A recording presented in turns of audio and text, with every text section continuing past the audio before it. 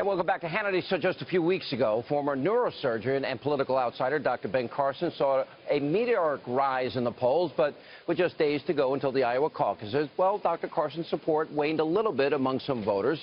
Earlier, I met up with Dr. Carson on the campaign trail to discuss how he plans to deliver a huge comeback right here in Iowa. Take a look.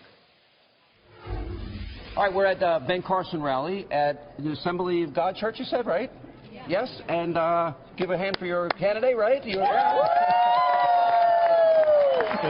thank you.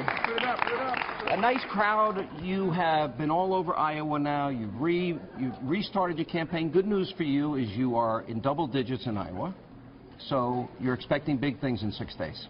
Well, we see a lot of movement occurring, and what I'm just trying to do is get out in front of a lot of people because it changes people's minds, because a lot of their perceptions have been derived from the mainstream media, and who are not anxious to portray me in a positive light. So when people get a chance to actually hear you in depth and understand what you're about, it makes a huge difference. You know, I said to you after almost every debate you've had, I said, I don't judge you based on debates, because your life experience is so different. But you say you apply principles to solve problems. In other words, the principles that you learned in medicine. Can you give us more details on that? Well, the concept of using evidence as opposed to ideology to solve problems.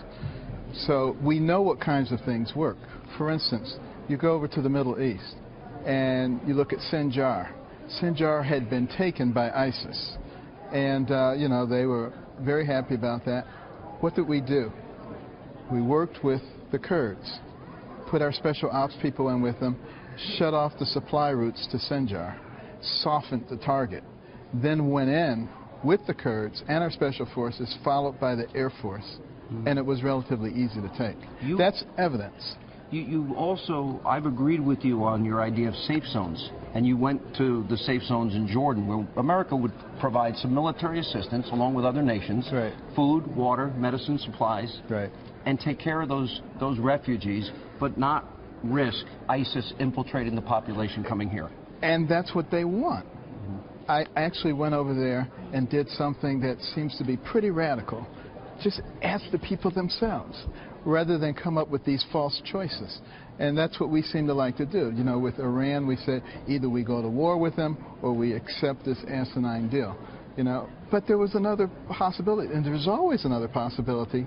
But this is why it's so important for the American people to be informed and to think for themselves. Apply that to an economy where 94.5 million Americans out of work, millions more Americans in poverty in the last 7 years, millions more on food stamps, median income down, and the CBO said today that they expect within the next decade our debt will be $30 trillion, not including unfunded liabilities. It's incredible, and they call it the new normal.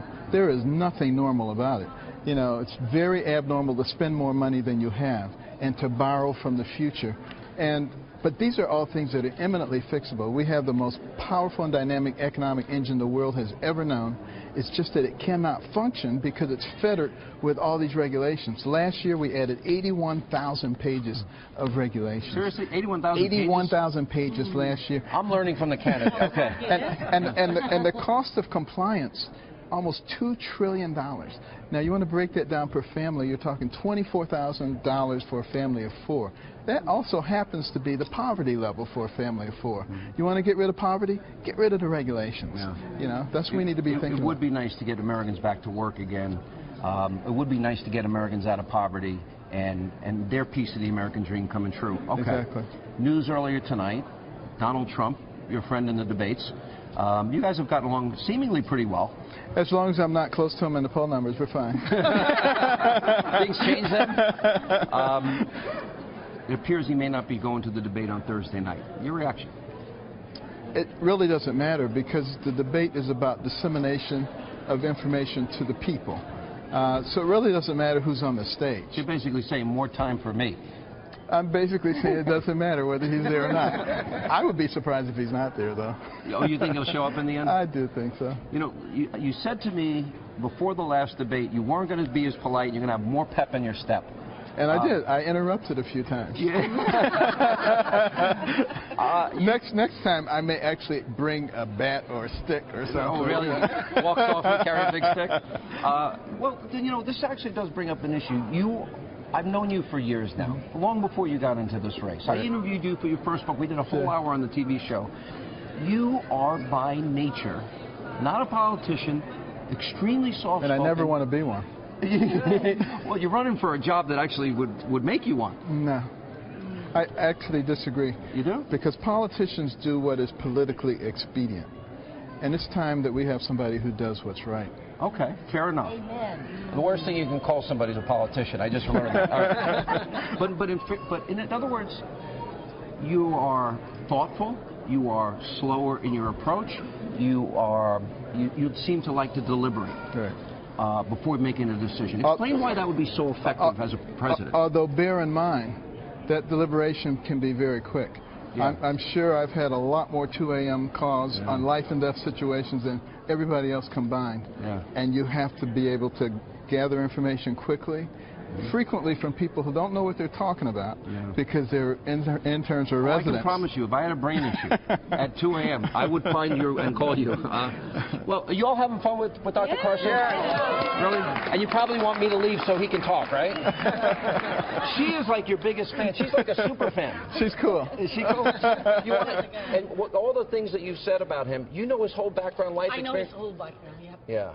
And yours the number one. Background. It is amazing, right? Remarkably humble. You know what? I love the story that you do tell. I hope you'll tell it tonight about your mom, the TV, reading, keeping you. In honor of you, I will tell that story. Dr. Carson, great to see you. Give it up for Dr. Carson. Thank you, sir.